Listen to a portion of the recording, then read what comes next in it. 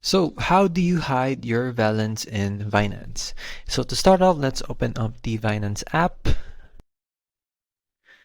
Now here you just need to log in your account. You can verify it later. So you can log in via email or phone number. Now here you just need to hop over to the assets down below. Just wait for it to load up. Wait a second. Now here in the assets, now you just need to click on the currency on the top.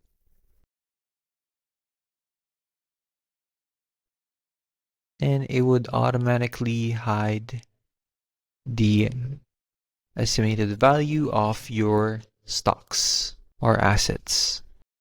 So that's basically it. Thanks for watching. Don't forget to like and subscribe for more helpful how-to videos.